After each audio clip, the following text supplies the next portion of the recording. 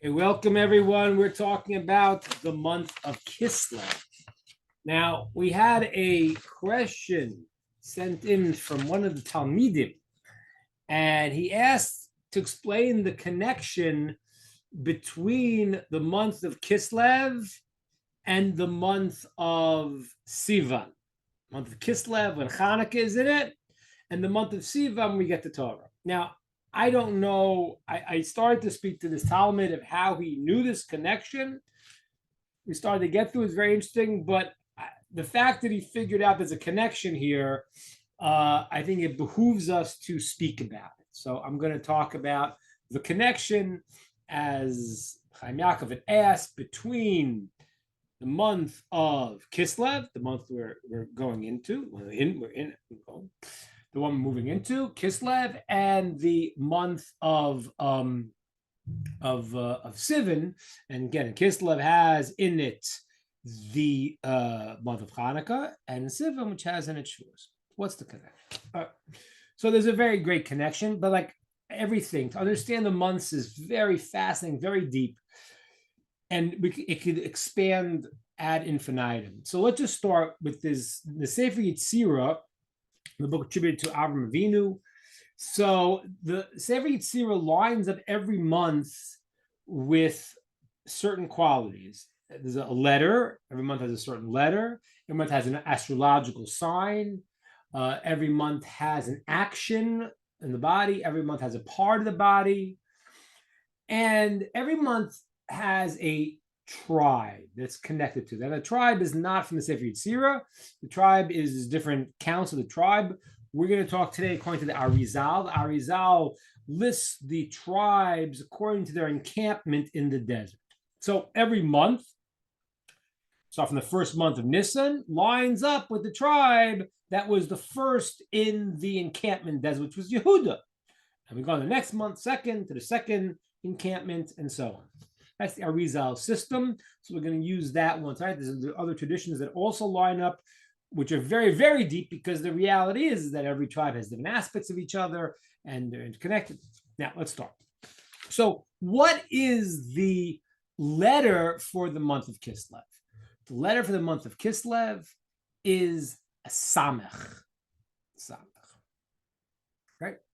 We'll talk about that. Samech is a fascinating letter. What is the action of this month? It's called Shena, sleep. So if the winter's coming, you're feeling a little sleepy, you know why. No, that's not what it is, but I don't know, cold sleep. Now, what tribe does it line up with? According to the calculation of encampments, this lines up with the tribe of Benjamin.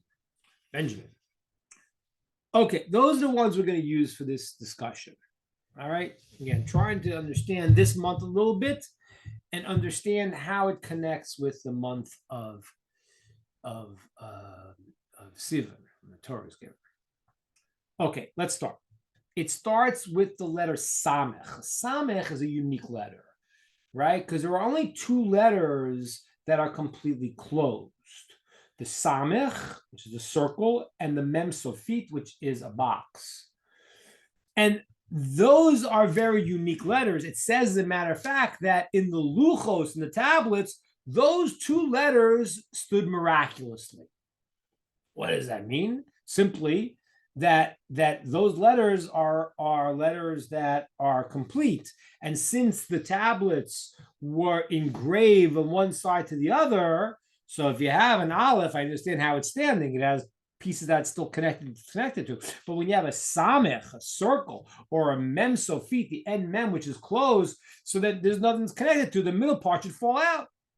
So the Gemara says that the samech and the mem, those two letters stood miraculously. Now, obviously, as we all know already very well, that you can say things on a basic level or the much, much, much deeper level.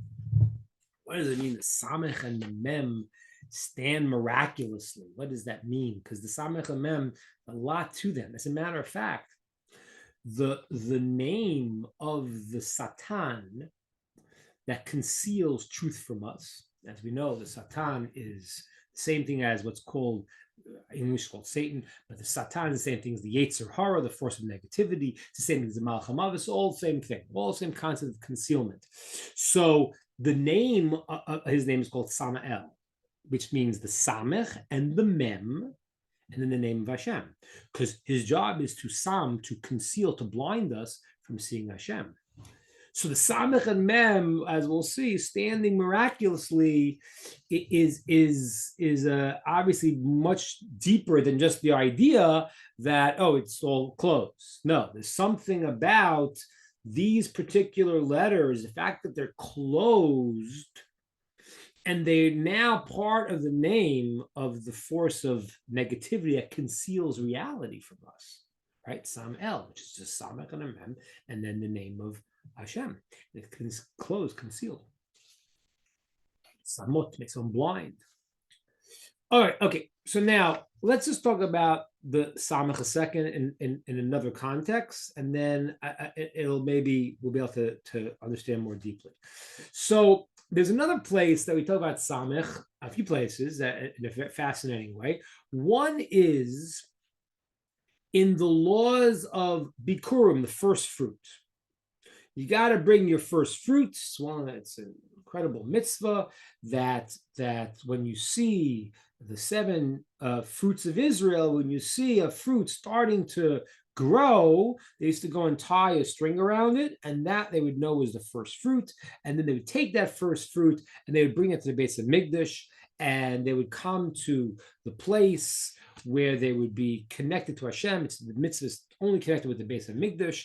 When we settled the land of Israel, then we would take the first of the fruits and connect it back and give it to Hashem.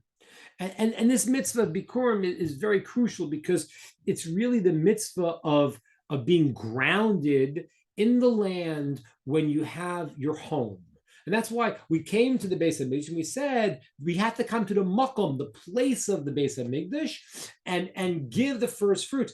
But it's fascinating because this mitzvah is connected with being grounded in the place. The place is the base of Mikdash. And that's why this law is only to the base of Mikdash, only if you own the land, right? Then you take your fruits and then you somehow bring it to your place, the central place that you are connected to the base of Mikdash. Now, it says there in the whole chapter that talks about the commandment of bringing these first fruit, there's no letter Samech in the whole chapter. Right? The Baal Turim points out there's no Samech. That one letter is missing in the whole discussion about the Bikurim. That letter, is that strange? Well, so says the Baal Turim, but there's a hint to it. Why? It says that when you take your first fruit, you got to put it in a tenna. A tenna is a kli, a vessel. Now the word tenna is a tet, which is 9, a nun, which is 50, and then an aleph, which is 1. Says the Baal Turim, oh, this is the hint. The word ten is a strange word. Usually the word is kli.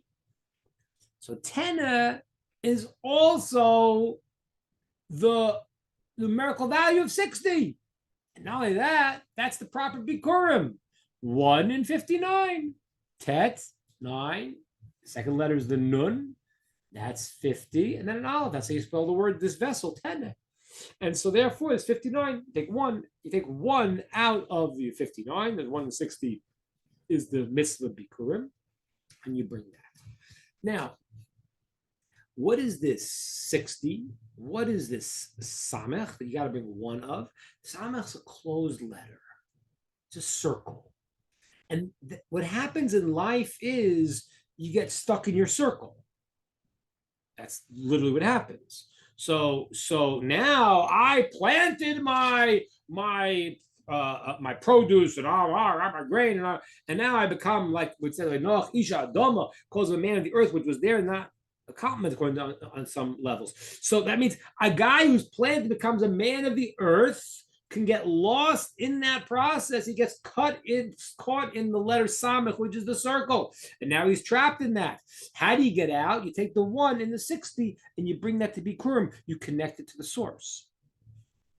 Now, let's understand a little bit deeper, because everything, there is the potential for positive and negative in something. That's the way things are in the world. So Samech has another way that we could talk about it that's great, because the Samech is compared to what the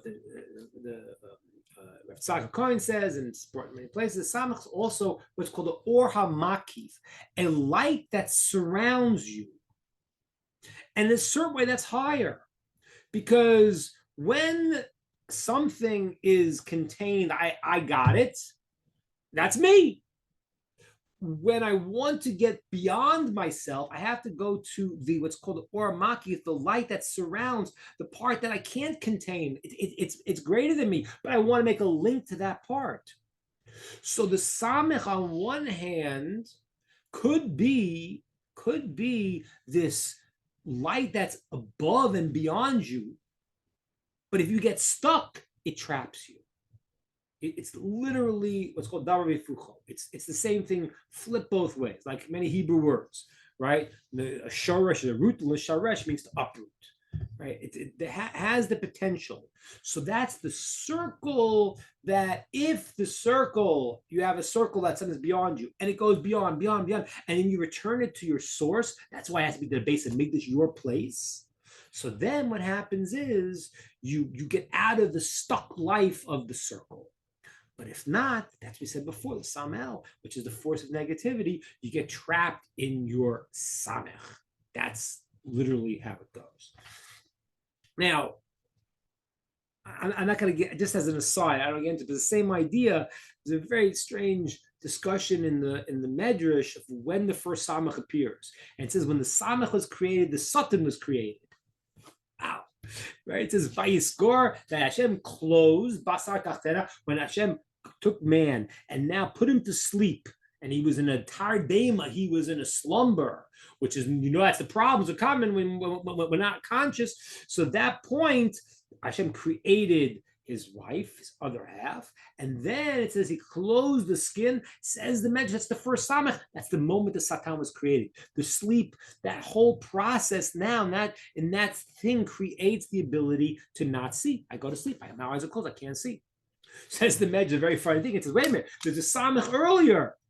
The Samech earlier in Torah, it says that by the rivers coming out of Gan Eden, they were Sovev, they circled around. So why does the Medrash not count that? So the Medrash says a very strange thing. It says, well, the Samech there is rivers. Rivers are different. What does that mean? According to what we said now, we can understand this a little bit. Because the Samech, when it's circling around, it's the waters that are purifying. It's the quality that's the light above where you're stuck. Then it's positive. When you get stuck in something and now you're trapped in a limited thing, that's the Samech. That's when the Yetzer Hara, the force of negativity, is created. That's the power of the circle. Okay, so that is this month of Kislev. Now, the second thing we said about Kislev is it's also sleep. That's strange. It's strange that any month would be created with something that would seemingly be negative. It's not in a certain way, because in a certain way, Shena is not called negative. It's called the Vilna Gaon says that's the ability to assimilate the Torah you have in a different way. But it says that sleep is good. Sleep of Rishayim, negative people, is good for them. It's good for the world. They can't do Averis. But sleep for tzaddikim is not, because they could do more. So sleep in some way is has the negative connotation. But according to what we said, we can understand it perfectly. Because if you get stuck in that circle in Kislev, then what happens is you go to sleep because you're stuck. Okay, good.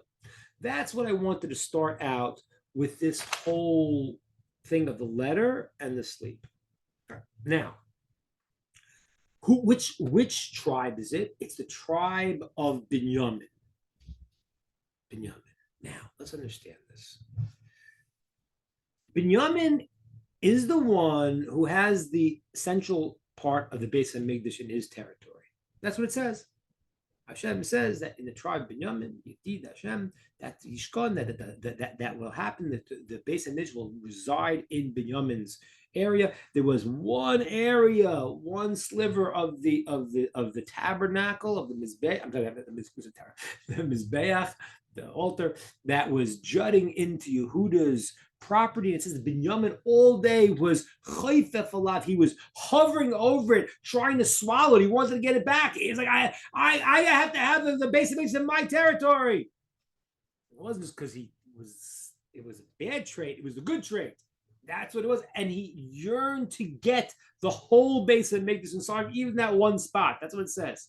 It's a verse, and that's the Gemara way. It says the verse. Now, let's understand something here.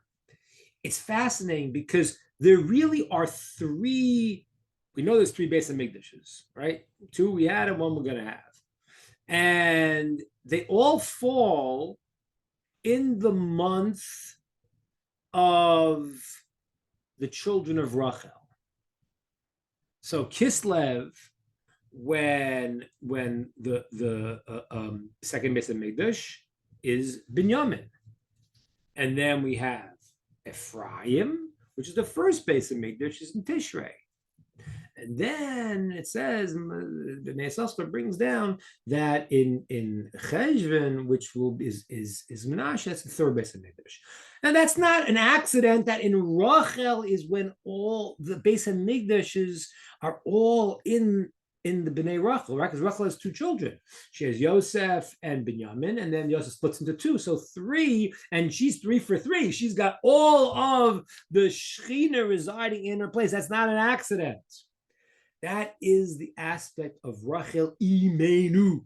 That's what we say. Rachel Imenu, she's a keres abayis. She is the one that the presence resides in. That's the Bechinas Rachel. That's who Rachel is. Okay? And it's fascinating because Binyamin, which we talked about now, is this last child of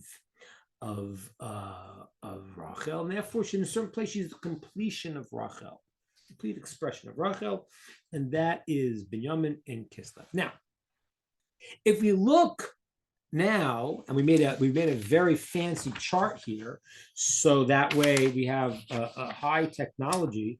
If you look here, oh, it's going to be reversed. Okay, it's going to be reversed. Look at that. I didn't think of that. Okay, how do I deal with this? There's a way to flip it, no?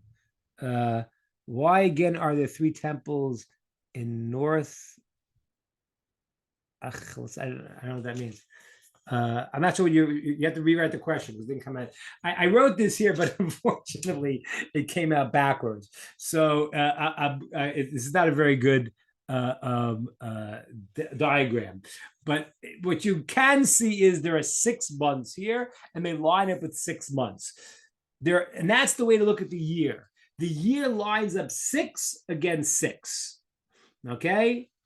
There are flip sides of each other, male, female. So, for example, and this is backwards, but you have Nisan, and then when you go through the 6, the words are backwards, I know.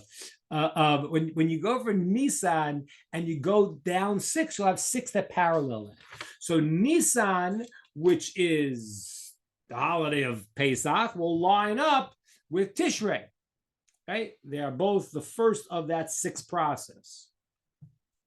The second of the 6 process, which if you can read backwards again, you'll see Iyar lines up with Cheshvan. Okay, the second month. Okay, now if you look here, if you're good at reading backwards, you'll read Sivan is the next month, lines up with which month? Backwards, Kislev. Let me explain how this works here.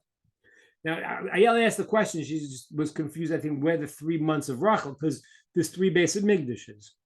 We line up the Shvatim, the tribes, lined up with various months, according to as we said. So Kislev, when we have the second base of Megdish, the Chashmonaim, that's called the month of Binyamin. The month of when the first base of Megdish, when Shlomo Melech built it, was in Tishrei, which is the month of Ephraim. And the third base of Megdish, the Bnei Yissaschar says, comes up in Lin Cheshvan, which is the month of Menashe. So all of the base of Megdishes fall out in Rachel's months. Oh, I'll explain. I'll get there. Yeah. So Rachel is the Akeres Abayit. She is when the divine presence comes to rest. Now, parallel to Rachel is the other one of our for mothers, which is Leah, right? Because the other two, there's four wives of Yaakov, but Bilhah is the extension of Rachel, and Zilpah is the extension of Leah. So it's really Rachel and Leah, and they're the sort of the flip side. So Leah, if we look at it, we say like this. Let's count. The last child that Rachel had was Binyamin, which that way she comes to her completion. Okay, Binyamin is the one who now the Beis HaMikdash, the second Beis HaMikdash, is built in his time in the month of Kislev. If we look at Leah, her final child is named Zvulun. Zvulun. So why? So she says, now my Dizbeleni, now Azevel is a place that you reside, is Zvul. So she said, Leah said when she had Zvul, the sis child, now I have half the whole Shvatim, and now the home that will come to rest will be by me. Yaakov will come to me, because now I created the home, the entity. Now, let's try to follow this here. The month of Sivan, which is on the other side, I showed you it lines up, if we count down 3, lines up with Sivan, the month of Kislev. Sivan is the month of Zvulun. It lines up with Zvulun. The completion of Leah. Now, let's try to understand this more deeply here.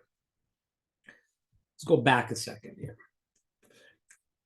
I know my technological graph wasn't so great, so maybe I wanted you guys to get it first. You're lining 6 months up, and they parallel each other, they're flip side each other, and we can go through because it's just fascinating. The 15th of Shvat lines up with the 15th of Av. They line up. There are 2 holidays that are the mirror image of each other. Rosh Hashanah and Nisan, which is the month of redemption, they line up. One is judgment and one is Rachamim. Everything, they all line up. So the first in this process is Nisan, and the first in this process is Tishrei.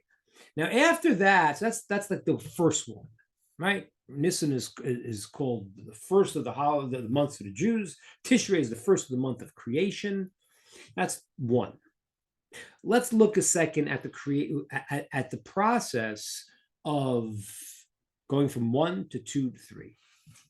Okay, let's start this. Hashem creates the world.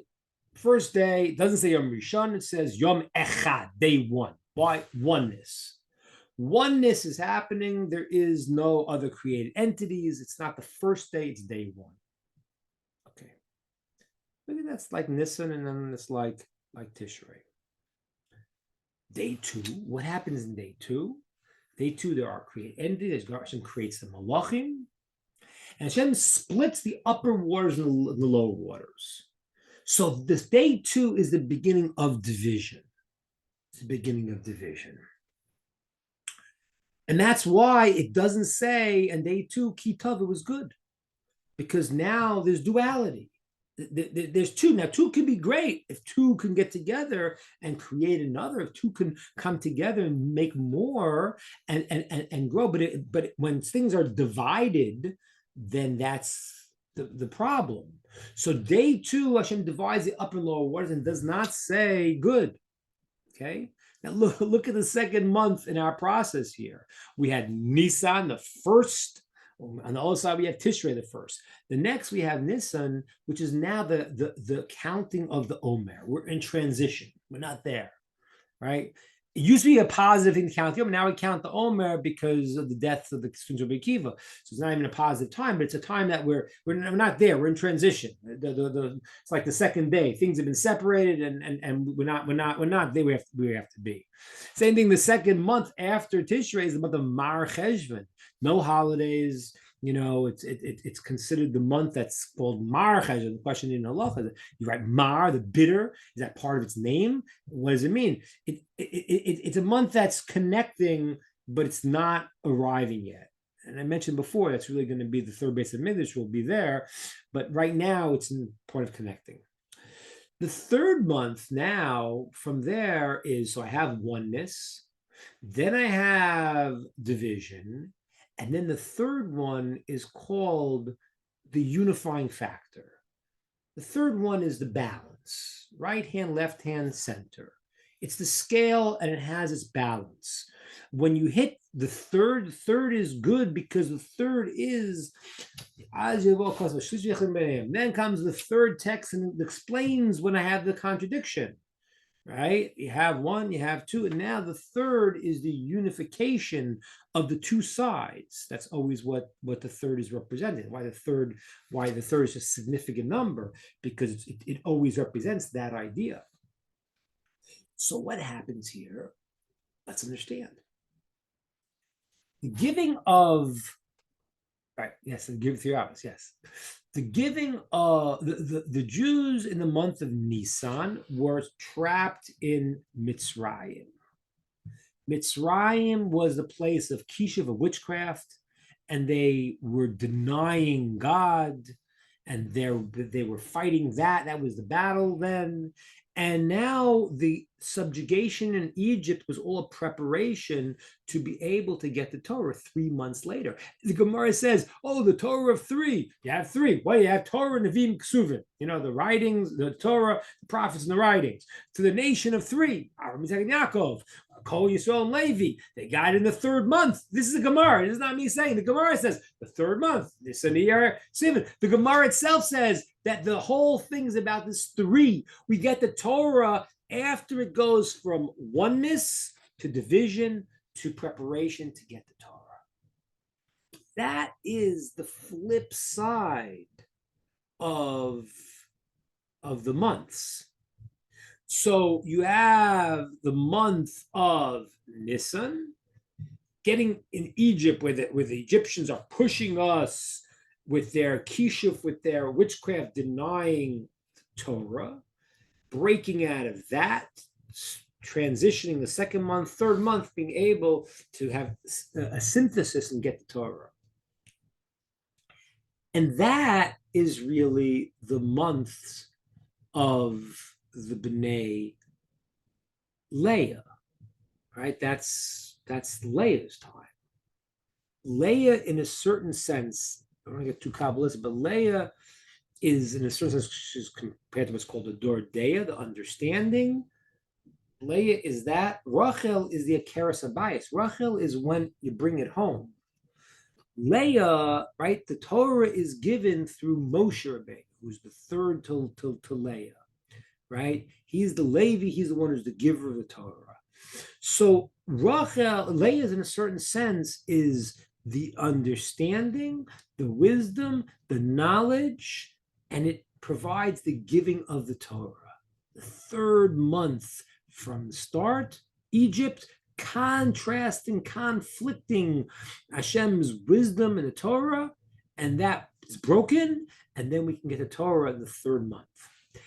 On the other side, you have a similar process, okay, of the first. Okay, the first is, we said, is the month of Tishrei. You go into Mar Cheshvan. Okay, now this is all on the side of Rachel's children. And then Kislev is the 3rd. Now, what is Kislev doing there? What Kislev is doing is it is now taking the wisdom on the other side, the Torah, we'll call it Torah, the written Torah, and now it's bringing it home. Rachel is the Akeres Habayis. Rachel is where the Shekhinah, God's presence, resides. Leah's children, that's the understanding through Levi, through Moshe, that we have the Torah. When the Torah comes into us, that is Rachel. That is the Shekhinah coming into the world. That's the base of Migdash. That's the 3rd here. That's Kislev. So these 2 months are really parallel to each other, literally in a diagram. If you look at one side, the 6 months, and the other month paralleling it is they're both the 3rd month from the beginning, but one's from the aspect of Leah, which we'll call the written Torah, and through Moshe Rabbeinu, and now the other side is taking the Torah and bringing it home. Bringing it home means bringing it into the world, into the base, and make this into ourselves. It's the month of the Torah Shabbal Peh, of the oral Torah. This is an amazing thing. Shmos is an amazing thing. Amazing. Sorry, I can't remember what it says. But it was Mitzrayim. So that the beforehand, Mitzrayim, Egypt were the ones who said, Kishuf. And the Gemara says, why is it called Kishuf? Why is it called witchcraft? It's Machishim Pamal Jamala. It fights against Hashem. It's trying to show there's another force in the world. That was the power of Egypt. And it's broken, and then 3 months later we're able to receive the Torah. What happened on the other side? What were we fighting in the story of Kislev? We're fighting not the wisdom that was trying to fight God, it was the human wisdom. That's what the Greeks were. We're breaking out of the Greek control, which is, the Greeks might believe in a God. Yeah. But that's not our point, says the Greeks. Our point is that God created the world, it's not involved, and now it's the human wisdom. That's why we say the Ramban, when he not the Ramban, when he talks about Aristotle, he curses him. He says, this is Aristo Ha'arura. He curses Aristotle. Why? He says because he didn't believe whatever he couldn't understand, conceive of. It's like it sounds like, I don't know. I mean, Maimonides, Rambam talks about Aristotle. He got to this level of understanding that human being could possibly manage without the Torah, without Nevuah. But the Ramban calls him the cursed Aristotle. He only believed in his own head. Why was it so bad? The answer is because you're now limited. You just got stuck in your box, in your samech, and you can't get out. What was the battle there? The battle there was the wisdom of the human wisdom of the Greeks as opposed to the human wisdom of the sages. And that's why it's specifically by the Chashmonaim, it's the beginning of the Torah Shabbal Peh, the oral Torah. That's what it is. We don't. Before that, we're talking prophets. We don't. The oral Torah is beginning in the second Beis Hamikdash. And when you see the writing of it, I mean, it's when it comes out. Obviously, we had it always, but that's when the wisdom, and that's an amazing thing I've quoted you before. But the Noaz Desha says that we took away the wisdom that the Greeks had. That's why there are no great Greek philosophers after the story of Hanukkah. That's what the Noaz Desha points out. Why? Because they were taking their human wisdom. They thought they had it. They understood they had it. They were very, very smart. And it came along the sages and said, "That's you're off still, and because your limitation and how you think you get it, you don't have it." And the chachma, the wisdom of the Torah, won out, and that's the wisdom of the human being taking the godly wisdom and applying it properly as an extension of it. That's the same thing as the Beis Hamikdash. It's God's presence coming inside of us. That's literally what it is. So what happened was the third month here of Kislev is the month where we assimilate and incorporate the knowledge that we have on the other side. You have knowledge, you have awareness, you have wisdom. And that, we call that the side of Leah in this discussion. And that's Moshe Rabbeinu bringing down the Torah. And those are those months, the first 3 months of the cycle. And then we have, on the other side, we have taking that wisdom and incorporating it into our reality. It's like a male-female dimension. It's an aspect of knowing something and then assimilating it and making it yours. And that's specifically why it's in the tribe of Binyamin that we're talking about, that the month of Hanukkah happens. Because we said before that this month of Kislev is also the month of the circle, the Samech, which can be good. It could be a power, it can limit you, and it's sleep. But Binyamin was the opposite. Binyamin, we said before, was chofev alav. He was yearning, saying, I have a piece of the altar that's not in my territory, and he was trying to swallow it all day. All he wanted was Hashem's presence to come into this reality. That's what he was. He was the yearning, which usually is associated with the female, to bring this into reality, to bring the Torah into the Torah Shemal Peh, the part that's in us, and the part that it's God's presence in the world right now. That's the deeper understanding of the month of Kislev. Also, I mentioned it. I don't think we understand this really. I remember my Rebbe used to point out. I used to point out that you say when we say the Alanisim, we say Rishoim biyad Zaydim biyad oskitor secha, and these evil ones were given. The Greeks were given over to those who were oskitor secha, the ones who were busy in Torah. That was the reason they won. I mean, the whole thing was miraculous. You had these bunch of couple rabbis fighting against the world power. It's absurd. I mean, it's absurd that, if you're going to go by the world of nature, but they didn't. But what was their quality? Their quality was they were bringing the light of the Torah into this world.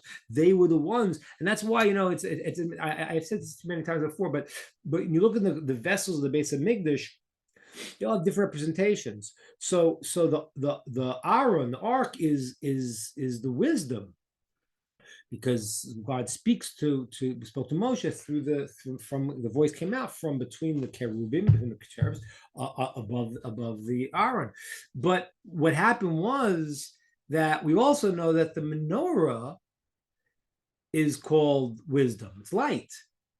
Right, it's light, and then the Beinu Bachaya says there's 7 candles, which are the 7 secular wisdoms.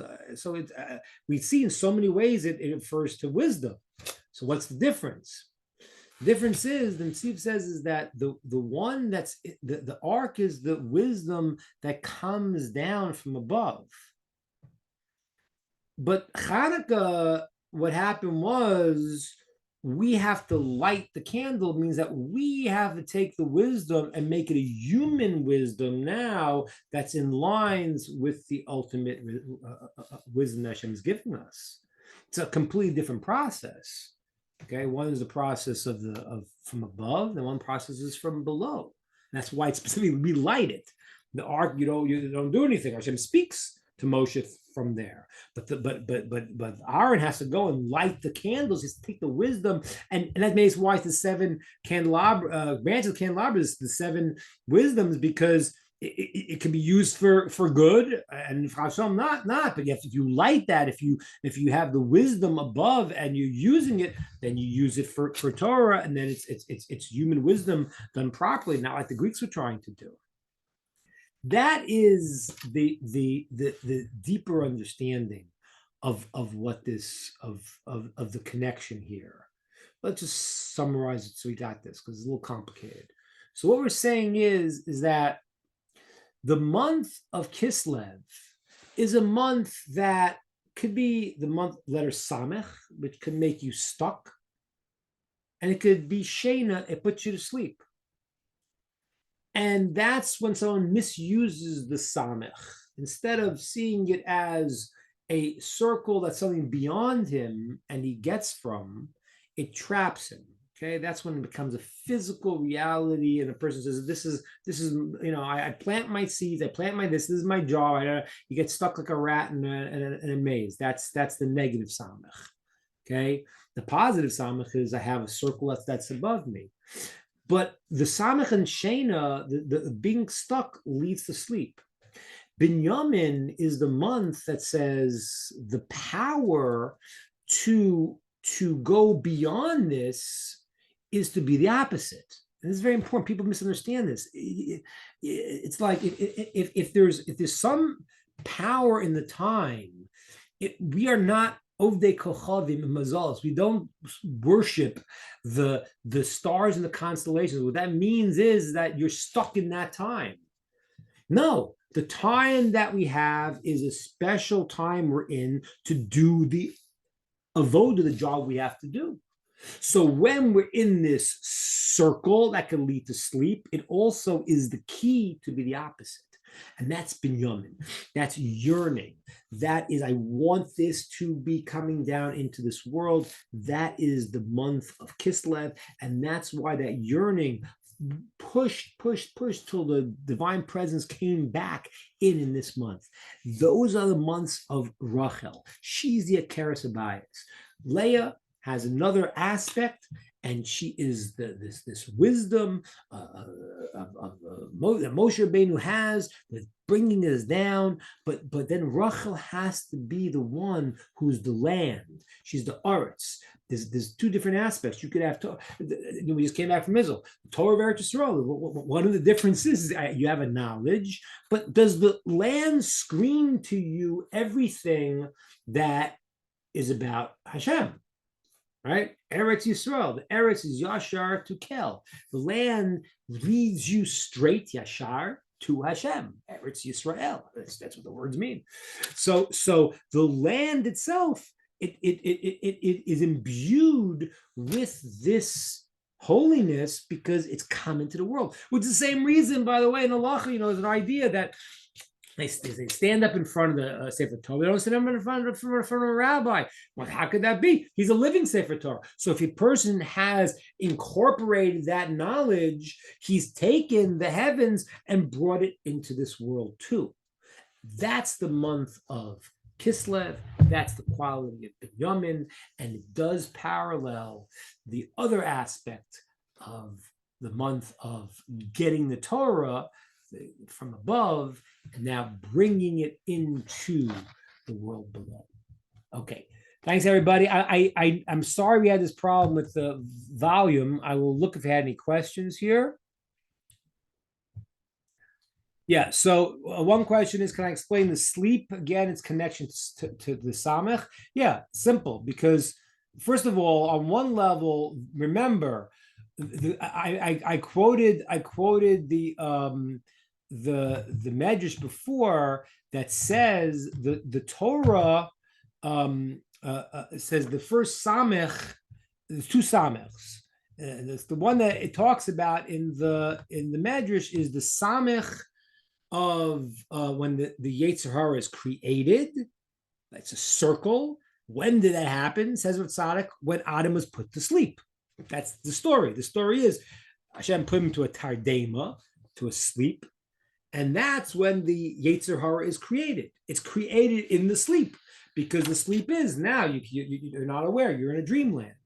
So Samech, which in the negative sense is a closed circle, that leads to sleep. And you see that when the Samech, the first Samech that was considered the Yetzer Hara was created, Satan, which even though it's a sin, it's considered the same letter.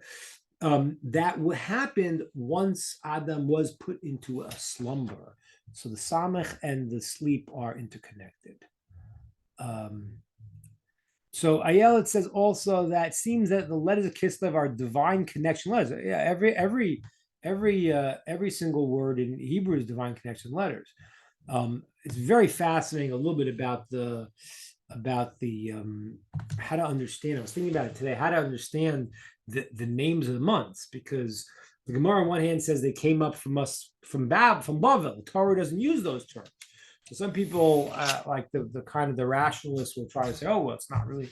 No, if it's made it into all of these discussions, it has a very significant aspect, but it came through the prism of the Gullus. It comes through that. So Kislev has a lot of explanations what it means.